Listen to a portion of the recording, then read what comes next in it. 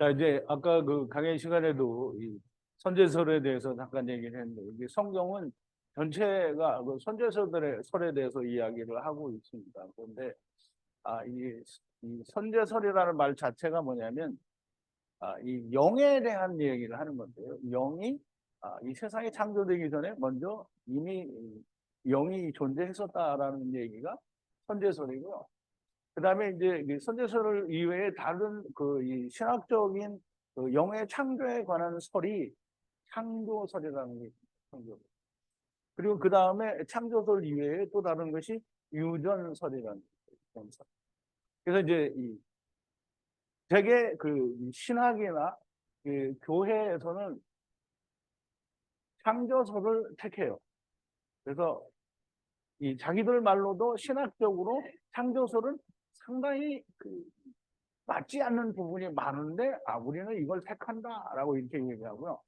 유전설에 대해서도 맞지 않는다라고 얘기를 하면서도 유전설은 되게 취하지 않는다 이렇게 말해요. 그러면 이제 우리가 선제설은 좀 나중에 얘기를 할 테니까 이제 이 창조설과 유전설에 대한 얘기를 잠깐 해볼게요.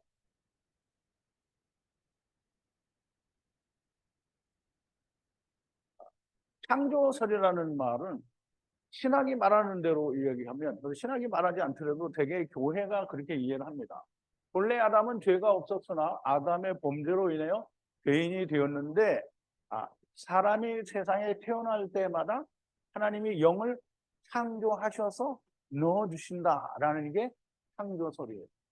그럼 이제 자기들이 말하는 대로 처음에 첫사람 아담은 죄가 없었으니까 타락으로 말미암아 죄가 생기게 됐죠. 그러면 이제 그 후에 태어나는 모든 사람은 다 죄인이잖아요. 그러면 그 죄인의 몸에 이제 하나님이 그 어린아이가 태어날 때마다 영을 창조해서 넣어주었다고 하는 게 창조설입니다. 그럼 이제 우리가 생각을 해야 돼요. 하나님이 영을 만드시는데 하나님이 만드신 것 중에 아주 더러운 영이 있었다 이렇게 말할 수 있을까요? 그러면 원인들이 이렇게 이야기하면 하나님은 더러운 영을 만들었다, 죄된 영을 만들었다 이렇게 해야 돼요. 근데 하나님은 죄를 창조하실 수 없는 하나님인데 죄 맑고 깨끗한 영을 만드셔서 죄인의 몸속에다 집어넣었어요.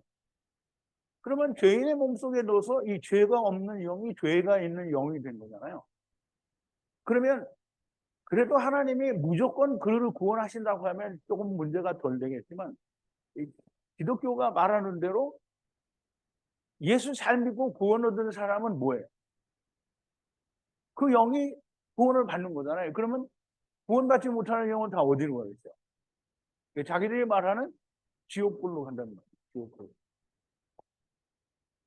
대부분은 그러니까 한두 사람만 지옥불로 간다고 그러면 우리가 그래도 또 어떻게 좀 이해를 할 수 있는데 자기들이 말하는 대로면 대부분의 사람들이 지옥불로 가요. 그럼 사람들이 가는 게 아니고 영이 가는 거예요.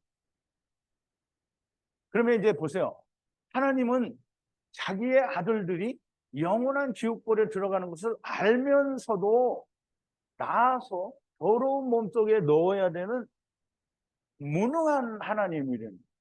왜냐하면 사람도 자기 아들을 안 죽이는데 하나님은 자기가 영을 만들었잖아요. 그러면 자기 아들이잖아요. 그걸 더러운 몸속에 집어넣어서 지옥불에 들어가는데도 그냥 그렇게 보내야만 하는 무지한 정말 무능한 하나님이죠. 그러니까 창조설이라는 말은 이거는 이 유전설도 말이 안 되지만 창조설은 정말 말이 안 되는 하나님을 무능한 분으로 만드는. 그러면 우리가 창세기 1장 14절에서 18절에 보면 하나님이 궁창을 만드시고 그다음에 이 궁창에 해와 달과 별을 두셨다라고 하는데 사람들은 그 해와 달과 별을 전부 어디다 꺼내놓냐면 궁창 바깥에다 집어내놓는 거잖아요. 거기 있대요. 근데 사람들은 또 그걸 믿어. 근데 성경은 궁창에 있다고 했거든요. 사람들은 하나님이 망가지든지 하나님이 무능한 하나님이든지 그런 건 상관을 안 해요. 자기 귀에 맞으면 옳다고 생각하는 거예요. 그래서 이거를 옳다고 하는 거잖아요. 이것만이 가장 자기들이 지지할 수 있는 설이다라고 창조설을 말하죠. 창조설은 정말 성경적으로 맞지 않는 일이고요. 유전설, 그러니까 하나님에 대해서 창조설은 맞지 않는 거예요. 이게 유전설은 아이가 태어날 때마다 아버지와 어머니에 의해서 영이 유전이 된다는 설이. 그럼 잘 생각해봐요. 그러면 이 영이 누구의 것이냐? 이제 부모의 것이죠. 그러면 부모의 것이면 엄마 것이냐, 아빠 것이냐? 이건 물어봐야 되잖아요. 그럼 누구 거겠어요? 그러면 어머니 것도 아니고 아버지 것도 아니고 그럼 하나님 거다. 그러면 하나님은 안 낳았는데 사람이 낳았는데 왜 그 영이 하나님께 돼야 되느냐? 그래서 영의 창조자는 아버지인가 어머니인가 아니면 하나님인가 이건 정말 구분할 수 없는 이상한 상태로 들어가게 돼요. 그래서 영은 하나님과 상관이 없는 존재가 돼야 되는 게 유전설의 얘기. 어쨌든 창조설이든지 유전설이든지 성경이 지금 하나님이 말씀하시는 히브리어 성경이 말씀하시는 이 영의 존재에 대해서 전혀 맞지 않는 얘기를 하는 거예요. 근데 우리가 영은 어떻게 탄생이 되느냐 이런 걸 좀 생각을 해볼 필요가 있는데요. 영의 탄생에 대한 성경의 설명을 보면 하나님께서 영아 태어나라 이렇게 해서 영이 탁 태어나는 게 아니에요. 그런데 예수님을 성경은 뭐라고 하냐면 하나님은 예수님을 내가 낳았다라고 얘기해요. 히브리서에 보면 그렇게 나와 있고요. 예수님을 하나님이 낳으셨다라고 얘기해요. 예수님은 낳으셨어요. 그러면 예수님을 낳으신 것처럼 하나님이 모든 영을 낳는 거예요. 그러면 나는 도무지 그거를 못 믿겠다. 그러면 이제 안 믿으면 된다. 그런 사람은 이제 그렇게 안 믿으면 됩니다. 자, 이제 보세요. 하나님이 영이신 하나님이 영을 낳으시는 것이 당연히 성경적으로 맞는 얘기예요. 성경은 그렇게 얘기하고요. 하나님의 나라의 모든 천사들은 영이에요. 그리고 하나님이 낳으신 영인 것이 다 맞는데요. 분명히 우리말 번역에도 그래요. 예수님이 뭐라고 했어요? 맏아들이라고 하셨어요. 그럼 예수님은 맏아들이면 다른 아들은 뭐예요? 그냥 아들이죠. 그래서 성경에 보면 욥기서에도 나오고 하나님의 아들들이라고 많이 얘기를 해요. 그러면 하나님의 아들인데 예수님은 맏아들인데 그러면 다른 아들들은 그냥 예수님은 낳았는데 다른 아들들은 이게 마술 부리듯이 뿅뿅뿅뿅 이렇게 해서 다 태어난 거야? 아니요. 다 하나님이 낳으신 거예요. 다 똑같이. 그러면 나는 맏아들이 없는데 난 딸만 둘이 있으니까 어쨌든 우리 형이 맏아들인데 우리 아버지가 맏아들을 낳고 둘째 셋째 넷째는 뿅뿅뿅 이렇게 해서 나왔어요? 다 아버지가 낳았어요. 그러니까 형은 맏아들이고 나머지는 그냥 아들인 거예요. 그러니까 하나님이 영을 생산하시는 데는 하나님이 낳으신 거예요. 하나님 안에서 나온 거예요. 그러니까 영을 창조했다 이렇게 말하면 안 되는 거예요. 낳으신 거예요. 그러면 그 이외에 모든 천사들도 하나님의 아들이고요. 맏아들을 낳으셨으면 역시 다른 아들들도 다 낳으신 겁니다. 그런데 나는 그걸 못 믿겠다. 그러면 안 믿으면 돼요. 근데 이거를 내가 억지로 믿으라고 하는 건 아니고요. 이 강의를 듣는 그 유튜브의 이 독자들도 물론 듣는 분이 몇 없겠지만 근데 특강을 한다고 하니까 특강교회 여러분들이 들으시더라고요. 근데 어쨌든 들리는 분도 있고 안 들리는 분도 있는데 안 들리는 분들이 훨씬 더 많을 거예요. 근데 안 들리는 거를 뭐 제가 억지로 들으라고 할 수는 없어요. 자, 이제 선제설에 대해서 얘기를 해야 돼요. 선제설은 이 선제설이라는 자체가 무슨 의미를 가지고 있느냐 하면 하나님의 나라가 세상보다 먼저 선제한다라는 말. 그럼 이제 세상이 존재하기 이전에 이미 하나님의 나라가 존재했었다라는 말이 선제설이에요. 근데 이 창조설을 말하는 신학은 뭐라고 하냐면 아까 강의 시간에도 얘기했죠. 하나님은 하나님의 나라와 세상을 동시에 창조했다 이렇게 얘기해요. 근데 이제 그거는 우리가 그냥 논리적으로 생각해봐도 안 맞는 게 틀림이 없어요. 물론 이제 그래 나는 그 말이 맞다고 생각합니다라고 생각하는 사람이 있을 수도 있어요. 그러면 뭐 그렇게 생각하시는 분은 그렇게 생각을 하면 되는 거예요. 하느님의 나라로부터 많은 천사들이 하느님 아버지의 말씀을 듣고, 이게 이제 다 성경에 나옵니다. 근데 말씀을 듣고 좋다고 믿고 아버지를 따라 세상에 왔다라는 말씀이고요. 그 말을 우리가 성경에서 뭐라고 하냐면 첫사람 아담 안에서 모든 네피시 하이로 세상에 온다는 말이고요. 첫사람 아담 안에서 오는 모든 네피시 하이의 영들을 다시 살린다라는 말이, 그게 이제 선제선인데요. 그거를 우리가 이제 고린도전서 15장 45절에 가면, 이 사도 바울이 이제 고린도전서 15장 45절에 기록한 거죠. 기록된 바 첫사람 아담은 산영이 되었다 함과 같이. 그럼 기록된 바 첫사람 아담은 우리 처음에 하나님이 세상에 창조하신 그 창세기 2장 7절 8절에 창조하신 흙을 지우시고 그 코에 뇌사마를 불어넣으셔서 사람이 지금 넷핏이 하이가 되게 했다고 했어요. 그러면 이제 이 첫사람 아담은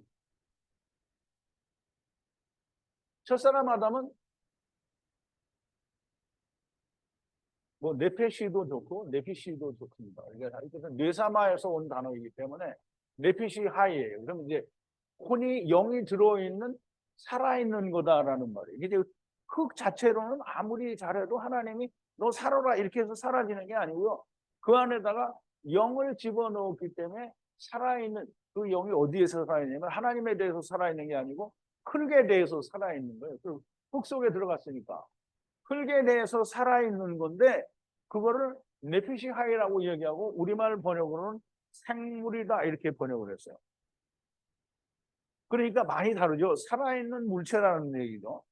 살아있는 물체가 어떻게 해서 살아있는지는 히브리어를 보면 뇌사마를 넣어 주어서 살아있는데 그게 흙을 살게 하는 거다라는 말이죠. 그래서 이게 분명히 첫사람 아담은 네피시 하이가 됐어요. 그럼 아담이 먼저 왔잖아요. 그럼 아담이 먼저 왔는데 아담에게서 뭘 꺼내네요? 이제 우리 말 번역에는 그렇게 나와 있지 않지만 하나님이 흙으로 뭘 주시냐면 돕는 배필을 주는데요. 이 돕는 배필이라는 말은 다시 한번 드릴게요. 돕는 배필은 우리가 잘 이해를 하면 이 배필들이 아담을 도와주는가 보다 이렇게 생각하는데요. 잘 생각해 보세요. 여러분들이 예수님을 도와줄 수 있어요? 없어요. 그리고 이제 돕는 배필이라고 하는 게 뭐냐면 물고기는 이제 또 창조했다라는 말이 안 나와요. 새와 짐승과 이런 것들을 찾는데, 그러면 새와 짐승들이 말도 못하는 베헤마가 예수 그리스도를 도와줄 수 있어요? 예수 그리스도가 아니면 아담을 도와줄 수 있냐고? 못 도와요. 그러면 돕는 배필이 아니라 도움을 받아야 하는 배필인 거예요. 그래서 이 배필은 뭐냐면 네게드예요. 네게드. 네게드라는 말은 다른 한편이에요. 다른 한편. 그러면 이 다른 한편이 있으면 또 다른 한편이 있어야 되겠죠. 그 한편이 누구냐면 이씨예요. 이씨. 이씨는 뭐예요? 아담에게서 이런 다른 네게드들이 나온 후에 그 아담을 이씨라고 하는 거예요. 그래서 우리가 성경에 보면 그냥 히브리어로 모든 남자들을 다 이씨 그러는데 그 이씨는 예수 그리스도의 그림자예요. 그래서 이씨와 아내가 만나는 거는 그리스도와 예수가 만나는 거에 그림자라는 그런 뜻이에요. 그래서 이씨 다른 한편이 네게드라는 말이고, 이 네게드라는 말은 없는 배필이 아니라 도움을 받아야 하는 배필이고요. 그래서 그 도움을 받아야 하는 네게드가 짐승들이 나오지만 맨 마지막에 왜 여자를 창조하느냐 하면, 여자는 생물학적인 여자도 여자지만 예수 그리스도 안에서는 모든 사람이 다 여자예요.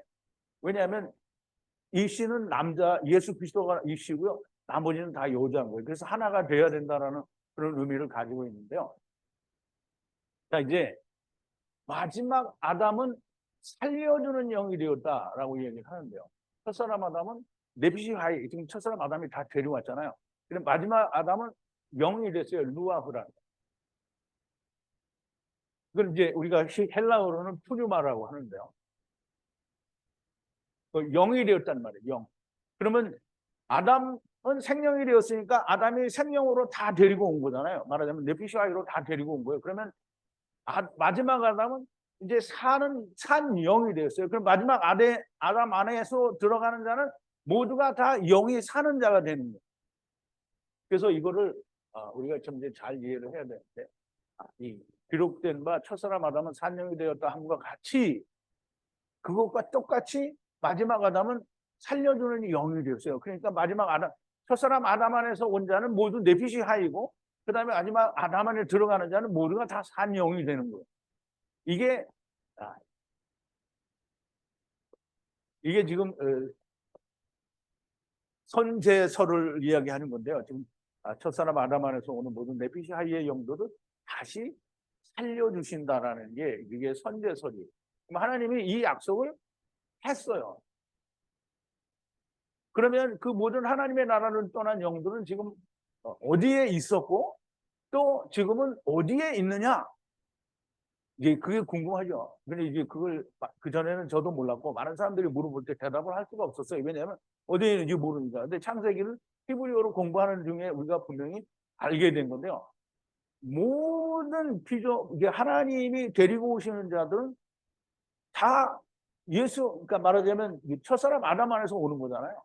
그러면 이제 우리가 창세기 1장 2절에 보면 같이 나오는데, 이 창세기 1장 2절에는 땅이 혼돈하고 공허하며 흑암이 깊음에 있다고 하는데, 그 깊음이라는 단어가 태홈이에요. 태홈. 이 태홈을 창세기 49장 45절인가에 보면, 여기 아직 안 나오죠. 이 태홈을 원천이라고 하고요. 그 다음에 이것을 태라고 해요.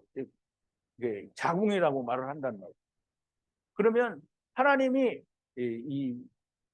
내가 너희를 다 데리고 갔다가 데리고 올 테니까 내가 원하는 일을 네가 세상에 가서 해보라 이렇게 하고 다 데리고 가겠다고 하니까 그 끝을 보니까 다 그게 안식이고 평안이고 하니까 가겠다고 했단 말이에요. 그 가겠다고 한 사람이 아니죠. 그 영들이 다 내려와서 있은 데가 어디냐면 태홈이죠. 자궁에 와 있은 거예요. 자궁에서 이제 나오게 되죠. 그러면 이제 보세요. 우선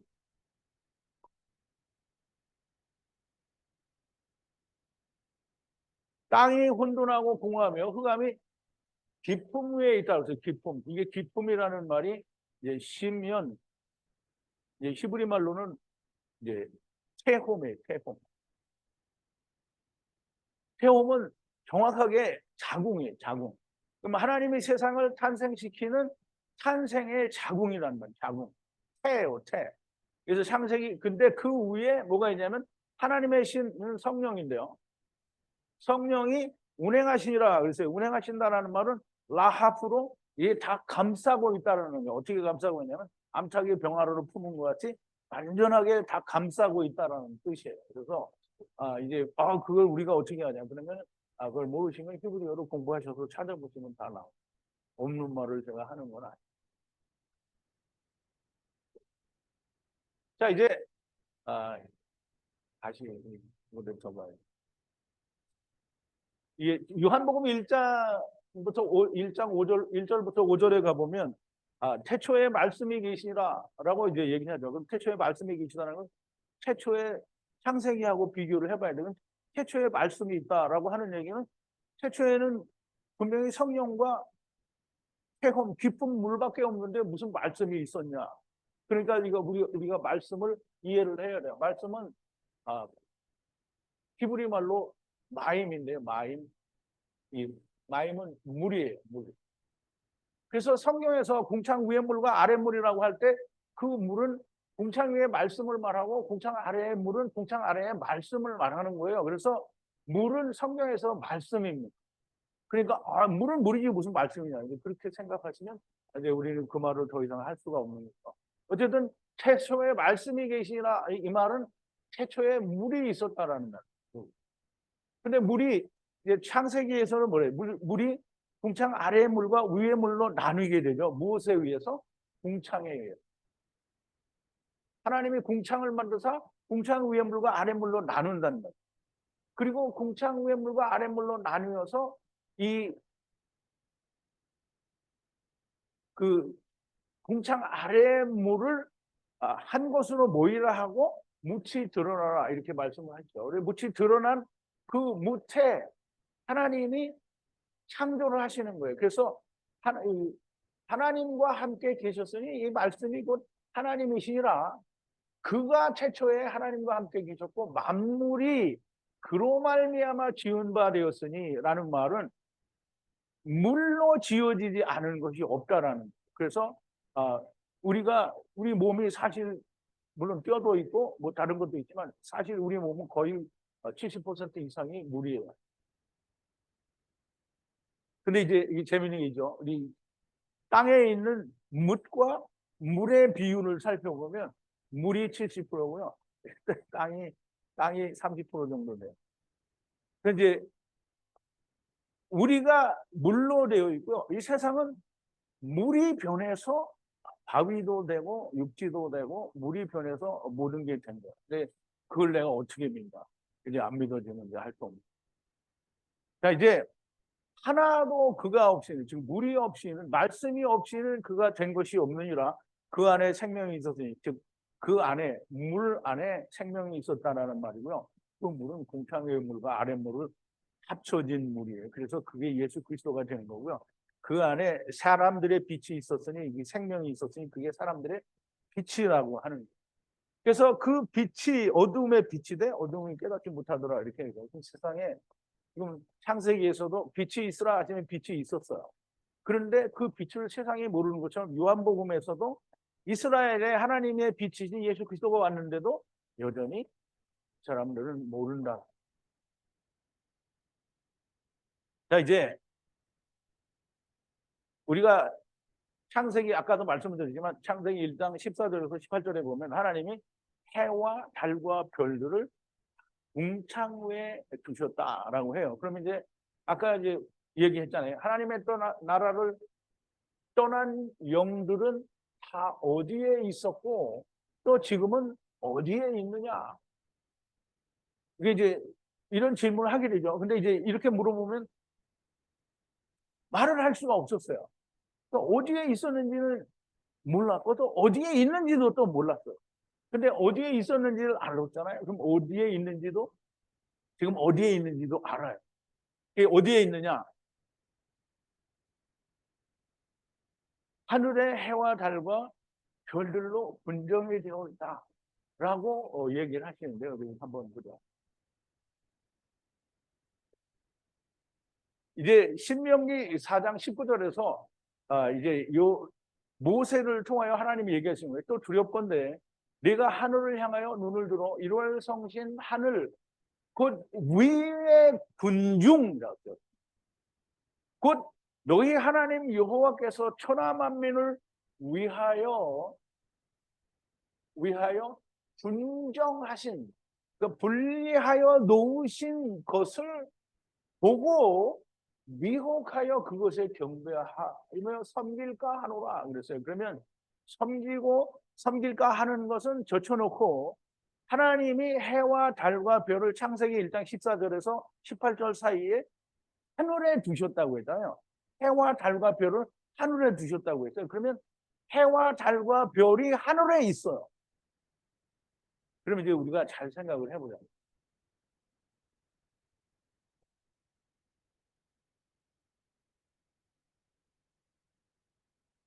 태초에 아버지와 함께 떠난 자들이 모두 깊은 물 체험에 와 있다가 말씀이신 하나님이 세상을 창조하실 때 모두 하늘에 해와 달과 별들로 두신 것이에요. 그러니까 이게 무슨 신화 같은 소리다 이렇게 말을 하는데요. 잘 생각해 보세요.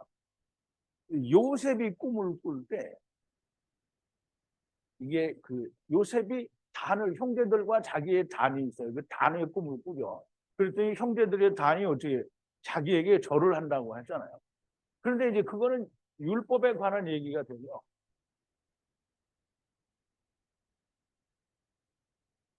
그 다음에 두 번째 꿈이 뭐냐면 해와 달과 별이 요셉에게 절을 한다고 그랬죠. 근데 해와 달과 별은 해는 압이 그러니까 야곱이에요. 다른 율법을 말하고요. 그리고 모든 별들은 천하 만민을 얘기해요. 그러면 해와 달과 별이 요셉에게 절을 한다고 하는데, 그러면 마지막 아담 하나님이신 이 요셉이 실제로 예수 그리스도로 오게 되면 예수 그리스도에게 모두가 다 절을 하게 돼 있다라는 말인데, 해와 달과 별들이 절을 하는 거예요. 그러면 해와 달과 별은 이제 분명히 신명기 4장 19절에서 하늘의 군중 너희 하나님 여호와께서 천하 만민을 위하여 분정하신 것을 보고 미혹하여, 거기가 다 너희처럼 다 세상을 쫓겨나온 세상에서 하나님의 나라에서 세상으로 온 자들인데 네가 거기다 절하면 안 된다라는 얘기를 하는 거다. 그래서 이게 절을 하면 안 되고요. 이게 이렇게 얘기를 하면 처음 들으시는 분들은 야, 이게 무슨 신화 같은 소리냐. 물론 신화 같죠. 근데 성경이 뭐예요? 하나님의 이야기잖아요. 신화예요. 근데 정말 자기들이 말하는 신화는 뭐냐면, 보세요. 제가 처음에 창세기를 얘기할 때 하나님의 나라에서 우리가 다 세상에 와서 우리가 세상에서 이렇게 일을 하다가 하나님이 우리를 데려가심으로 간다 이렇게 얘기를 했더니, 처음에 내가 하나님의 나라에서 우리가 다 이제 온 자들이다라고 얘기를 했더니 어떤 목사라고 하는 분이 얘기를 합니다. 무슨 신화 같은 얘기를 엉터리 같은 말을 한다 이렇게 얘기했어요. 근데 사실 신화 같은 엉터리 같은 말을 하는 것은 성경이죠. 번역 성경입니다. 70인역에 보면 그리스 신화가 이 70인역에 정말 많이 들어와 있어요.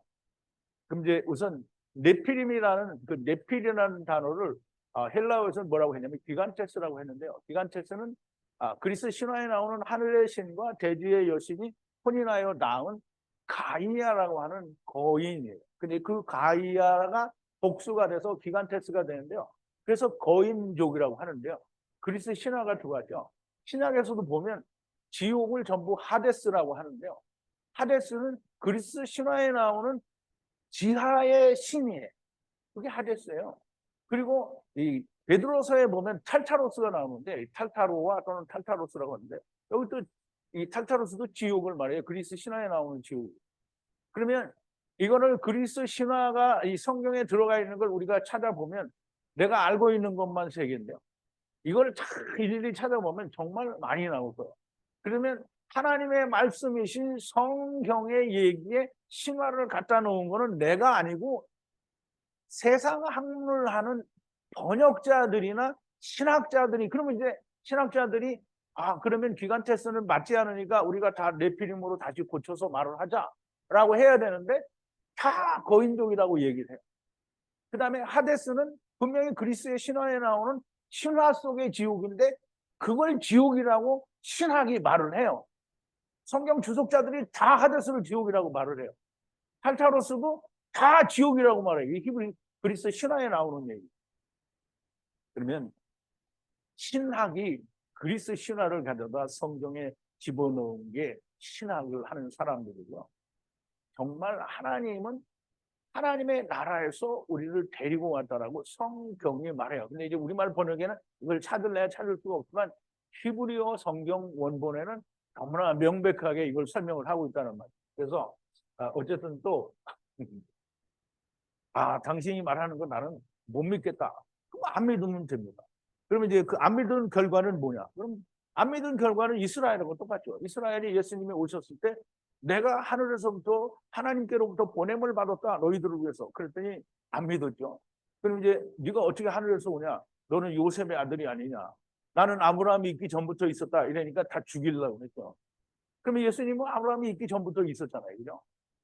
그런데 죽이려고 했어요. 그랬더니 결국은 어떻게 했어요? 이스라엘이 죽여버렸잖아요. 그러면 안 믿어서 죽여버렸어요. 그러면 안 믿어서 죽여버렸으니까 그럼 어떻게 되냐고. 이스라엘은 어떻게 멸망됩니다.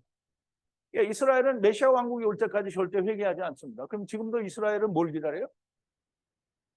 자기들에게 오는 메시아를 기다린다는 거죠. 처음 예수를 기다리는 거예요. 그러면 이미 오신 예수님은 어떻게 안 믿는다는 거죠. 그러니까 이스라엘은 다시 천년왕국 때 새로 공부를 해야 됩니다.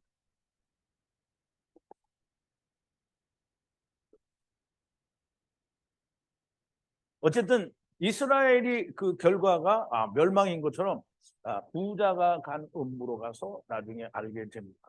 슬피 울며 이를 갈며 있게 되는 거죠.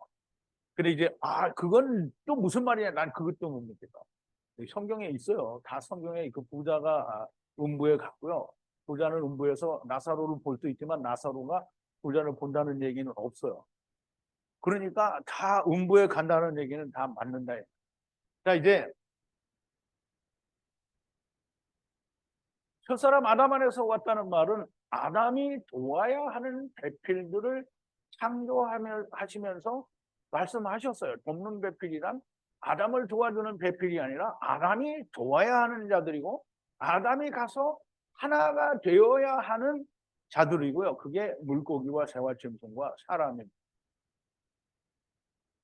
아담이 부모를 떠나서 아내와 한 몸이 되어야 한다는 것을 맞이하는 것이 마지막 아담이 아버지와 율법을 이루고 율법에서 나와 아내들과 좀 돕는 배필들과 한 몸이 되어야 된다라는 말입니다.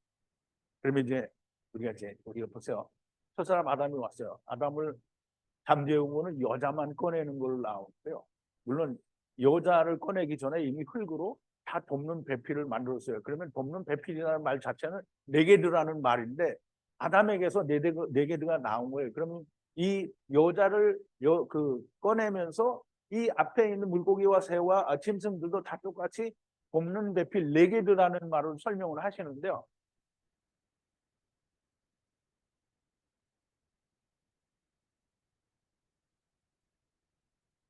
자, 이제 창세기 2장 23절에서 하나님이 이 여자를 데리고 오시니까 아담이 얘기합니다. 이러므로 이는 그 일격으로 말미암아 뼈와 뼈에서 살과 살이 되었다라고 얘기를 하고요.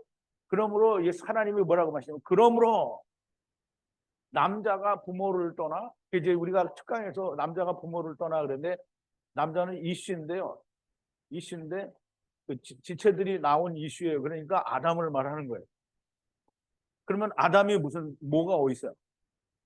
어머니가 없죠. 그래서 어머니가 있는 거를 제가 특강에서 설명을 드렸어요. 근데 이 어머니가 누군지를 궁금하신 분들은 지금 이 강의 끝난 다음에 이걸 끄신 다음에 가셔서 이 특강 가운데 남자가 부모를 떠나라고 하는 그 특강을 들으시면 설명이 됩니다. 그러면 남자가 부모를 떠나 아내와 연합하여 한 몸을 이룰지로다라고 되어 있죠. 그러면 이 씨가 가서 자기의 네 개들과 하나가 되어야 된다는 거예요. 그러니까 하나가 나누어졌기 때문에 하나는 홀로고 그다음에 이 씨가 홀로예요.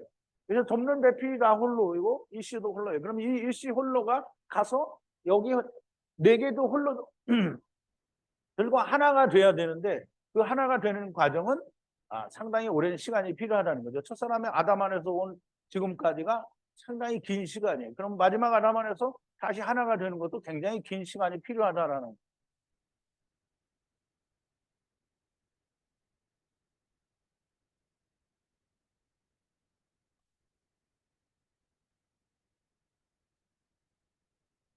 자, 이제 이렇게 하나님이 데리고 오셔서 다시 데리고 가신다라고 하는 말씀을 야곱의 꿈을 통해서 보여주십니다. 근데 야곱이 그러니까 야곱이 그 자기 형에게서 그 팥죽이라고 얘기를 하죠. 붉은 것이라고 할 때.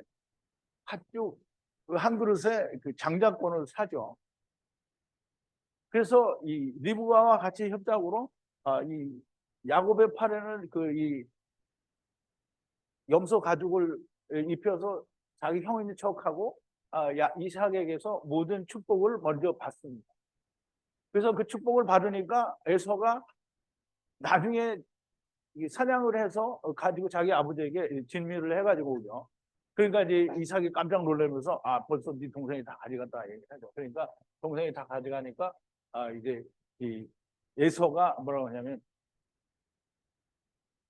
내가 이제 죽여버려야 되겠다라고 얘기를 하죠. 그래서 이 죽음을 피해서 도망을 가는데 리브가가 외삼촌 집으로 보내죠. 물론 외삼촌 집으로 보내는 것도 물론 하나님의 섭리이기는 하죠.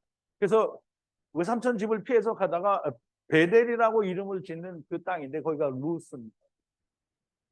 꿈에 본즉 거기에서 이제 이 잠을 자게 되는데 꿈에 본즉 사다리가 땅 위에 섰는데 그 꼭대기가 하늘에 닿았고 또 본즉 하나님의 사자가 그 위에서 오르락내리락 하더라라고 했는데, 그러면 이제 야곱이 꿈을 꿨는데 구약에서는 꿈에 하나님의 말씀을 얘기하죠. 그래서 특히 뭐 출애굽기 때에도 이 바로에게도 하나님이 꿈으로 얘기하시는데, 이 하나님의 사람들에게도 다 꿈으로 이야기하는 때가 많이 있어요. 그래서 하나님이 야곱에게 꿈으로 얘기하시는데요. 꿈에 하늘로부터 땅에 사다리가 닿았는데 글로 하나님의 천사들이 오르락내리락 한다. 그러니까 이제 되게 이제 꿈이니까 이해할 수 있겠죠. 사다리가 이 하늘에서부터 땅에까지 닿았어요. 그럼 하나님의 천사들이 오르락하고 내리락하고 이런다.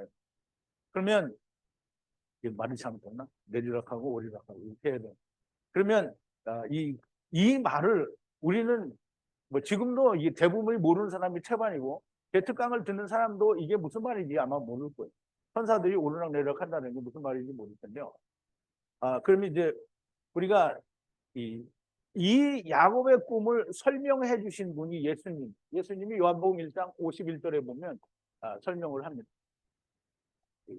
나다나엘을 이제 그 예수님의 다른 안드레인가 누가가 예수님께 데려와요. 근데 예수님께 데려올 때 예수님이 이 나다나엘을 모시고 네가 무화과 나무 아래 있을 때 보았느니라라고 얘기를 하죠. 근데 무화과 나무 아래 있다라는 말은 이스라엘의 율법을 연구하는 자라는 그런 뜻을 가지고 있는데요. 그렇게 이야기하니까 그러면 이제 예수님을 보고 당신은 하나님의 아들입니다라고 고백을 하죠. 그러니까 예수님이 그래 내가 너를 무화과 나무 아래 보았다고 함으로 믿느냐? 또 가라사대 진실로 진실로 너희에게 이르노니 하늘이 열리고 하나님의 사자들이 인자 위에 오르락 내리락 하는 것을 보리라 그랬죠. 그러면 지금 나다나엘은 율법의 얘기를 본 거잖아요. 근데 이제 그게 아니라 예수님은 그거보다 더한 게 뭐냐면 인자 위에 오르락 내리락, 똑바꾸로 얘기해요. 오기도 하고 가기도 한다라고 하는 것을 볼 거라는 거예요. 그러면 이제 아까 야곱이 꿈에는 뭐라 그랬어요? 사다리가 나왔죠. 근데 여기서는 뭐라 그랬어요? 예수님은 그 사다리를 인자로 바꿨어요. 인자. 인자가 누구예요? 이제 사람의 아들이라는 얘기인데요. 이 사람은 누구예요? 아담의 아들인데요. 첫사람 아담이 창세기 5장에 보면 뭐라 그랬어요? 130세에 아들을 낳았어요. 그게 누구예요? 셋이에요. 셋.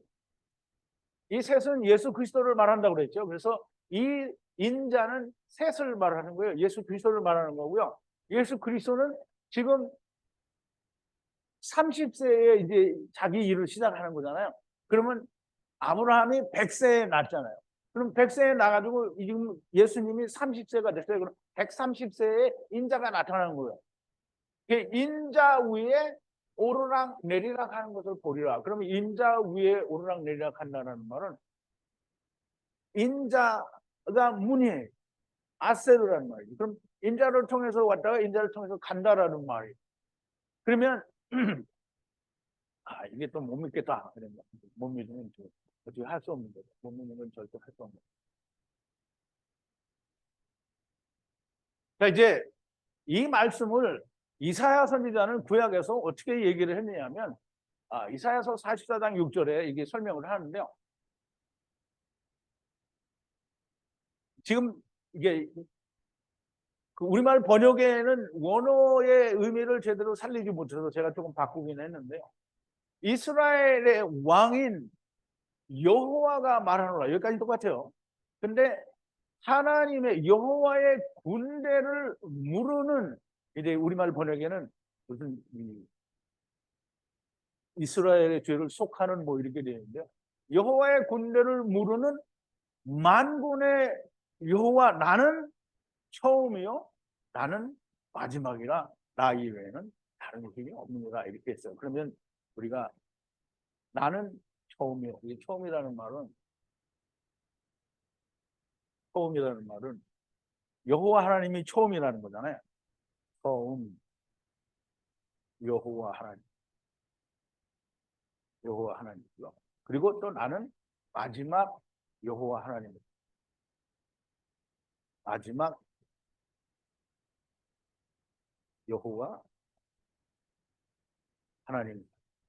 그리고 나 이외에는 다른 신이 물론 다른 신이 존재하지 않고 오직 하나님만이 우리의 하나님이시고 우리의 신이고 우리를 데려오시고 데리고 가시는 하나님. 그러면 처음 요구 하나님이라는 것은 첫사람 아담입니다. 마지막 요구 하나님은 마지막 아담이라는. 그래서 천국에 가서 보고 온 바울은 너무나 명확하게 이 말을 잘 이해하기 때문에 첫사람 아담 안에서 모든 사람이 레위기 하이가 된 것처럼 마지막 아담 안에서 모두가 다 사는 영이 된다라는 말을 하는 거죠. 그래서 우리가 이제 여기서 처음과 나중을 좀 이해를 해야 되는데요.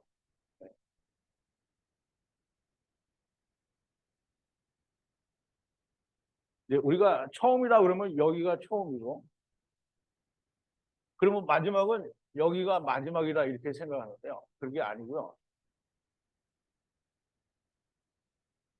처음은 여기가 다 처음. 그리고 마지막 아담의 탄생. 예수 그리스도의 오심. 여기서부터 여기까지가 마지막이에요. 그러니까 우리가 이제 바울도 그렇고 제자들이 말세가 마지막이 시작이 되었다라고 하죠. 예수님이 오셔서 마지막이 시작이 되었는데, 그러면 마지막은 막 오늘 지금까지도 마지막이에요. 언제까지 마지막이에요? 백보다 심판 때까지 마지막. 그래서 이건 지금 항상 다 마지막이고요. 여기는 항상 지금 처음이에요. 그래서 우리가 이 마지막이라는 말을 잘못 이해해서 여기가 마지막, 여기가 마지막인 줄 알면 안 돼요. 그래서 첫사람 아담 안에서는 이만큼을 말하고요. 그래서 이게 율법이고요. 마지막 아담은 이만큼을 말하고 여기가 복음입니다. 그러면 이만큼의 기간이 필요한 이유가 있어요. 우리가 우리 생각대로 왜 이렇게 기냐 이렇게 할 필요는 할 수는 없고요. 하나님이 하신 일을 우리가 이해를 하는 게 우리가 하나님을 아는 거예요. 하나님이 하신 일을 이해를 못하고 내가 정리를 해버리면 안 돼요. 자, 이제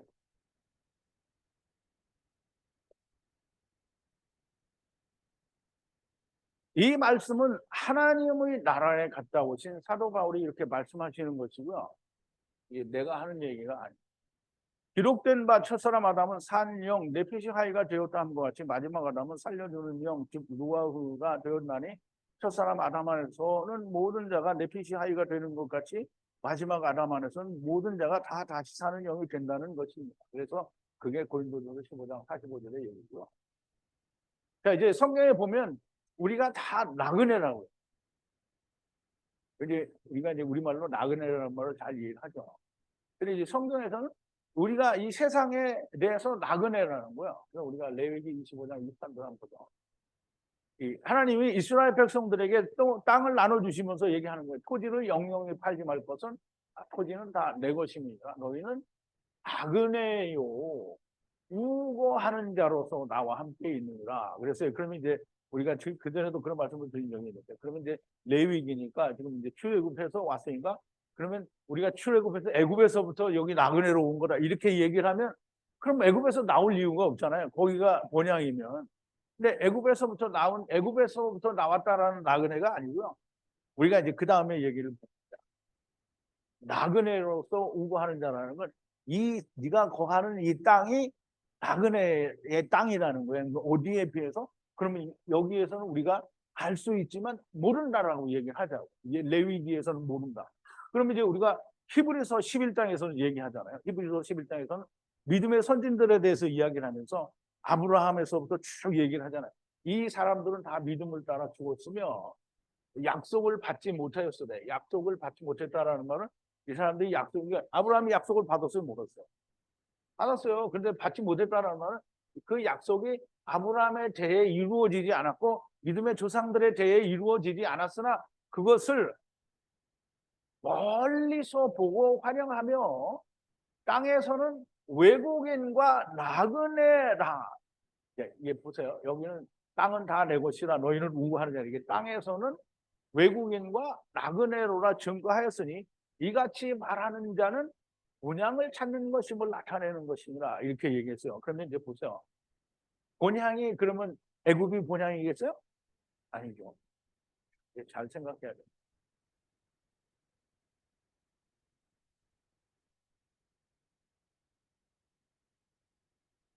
이게 땅에 나그네로 왔다는 것은 어디서 나그네로 왔다라고 하는 거냐? 이게 아까 이제 히브리서에 보니까 본향에서 나그네로 왔다 했어요. 본향. 본향이 어디예요? 아, 본향이 어디냐?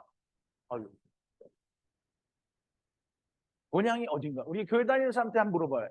본향이 어디요? 이렇게 하면 몰라요. 이렇게 얘기해야 맞아요. 왜냐하면 자기들은 하늘나라에서 온 적이 없으니까. 그럼에도 불구하고 본향이 어디냐? 그러면 하나님의 나라라고 말을 한다는 거예요. 그게 너무나 골 때리는 소리잖아요. 그래서 내가 여기다 개소리라고 얘기를 했는데 이게 무슨 개소리냐?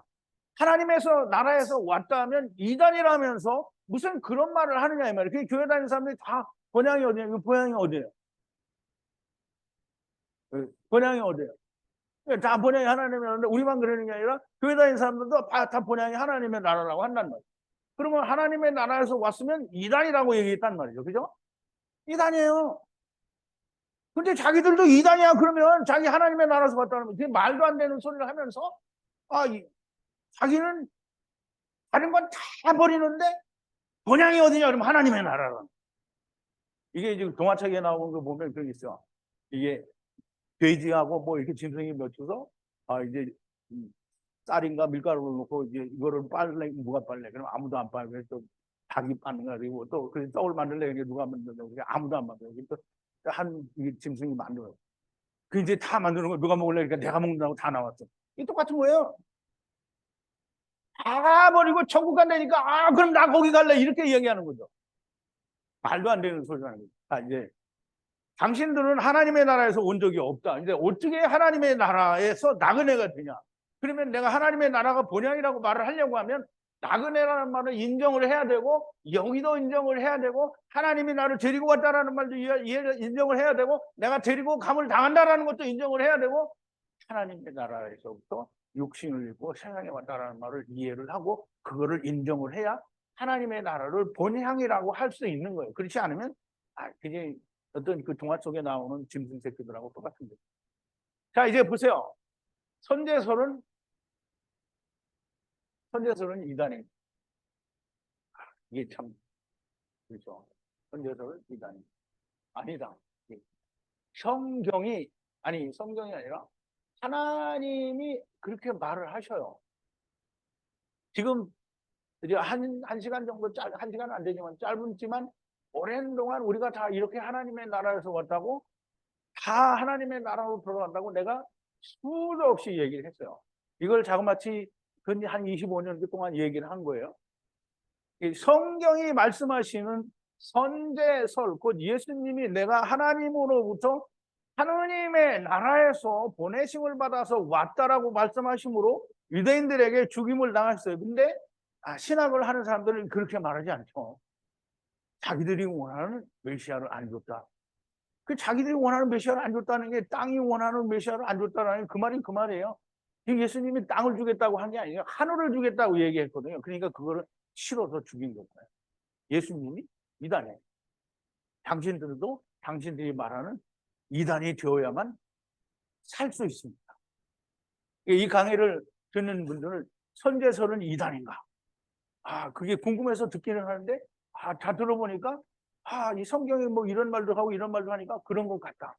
그러나 여전히 나는 그 말을 이해할 수 없다. 라고 하는 사람들이 없지 않아요. 반드시 있을 겁니다.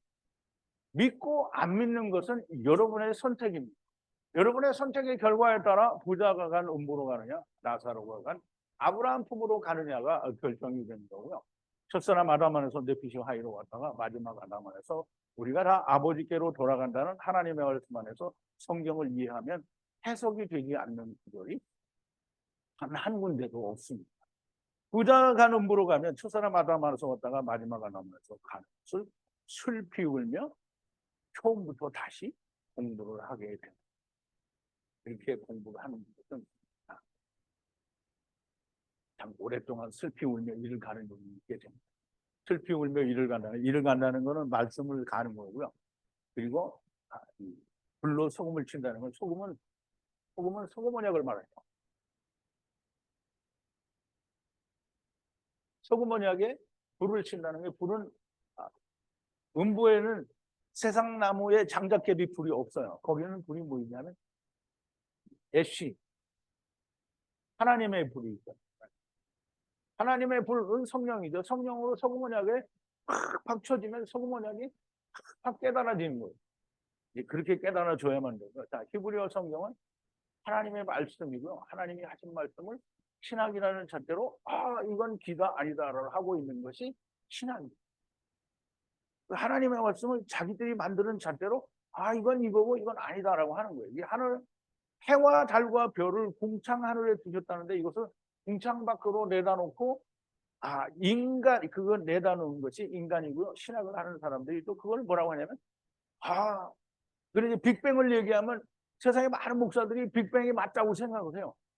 빅뱅은 우주의 기원설 중에 하나예요. 그러면 가설이거든요. 근데 그거를 그렇지 않겠냐라고 하나님의 말씀인 것처럼 그렇게 믿어요. 그게 많은 목사들의 생각이에요. 신학이 아니라 하나님의 말씀을 하나님의 하신 말씀으로 믿어야 살 수 있습니다. 하나님의 말씀을 하셨다. 그런데 사람들이 믿지 않는 그 결과는 자기에게 다니고 하나님의 말씀은 분명히 하나님 예수님이 말했죠. 숨겨놓으신 말씀이고요. 시편 78편 2절에 보면 내가 비유를 베풀어서 옛 비밀이라는 것을 너희에게 말한다고. 그럼 성경은 다 비유입니다. 근데 그 비유에 있는 말씀을 이해를 못하고 물리적으로 피지컬리 이해를 하려고 하면 이해가 안 되죠. 절대 안 됩니다. 오늘 약 1시간에 걸쳐서 선제설은 과연 이단인가라는 것을 우리가 같이 말씀을 나눠봤는데요. 물론 강의를 특강을 들으시는 유튜브에 있는 물론 독자들이 그렇게 많지는 않지만 들으시는 분들 중에 혹시 들리시는 분이 있어서 어떻게든지 내가 이걸 더 연구해봐야 되겠다 하시는 분은 창세기 히브리어 강의가 서론부터 쭉 지금까지 몇십 개가 나와 있으니까 공부를 하시면 돼요. 그렇게 해서 어떻게든지 한 사람을 깨닫는 분이 있게 되기를 바라고요. 제가 없는 말, 성경에 없는 얘기를 이 세상 지식에서 꺼내다가 알려드리는 게 아니고요. 성경에 있는 말을 그대로 얘기를 한 겁니다. 그래서 어떻게든지 듣고 들리는 분이 있으면 좋겠습니다.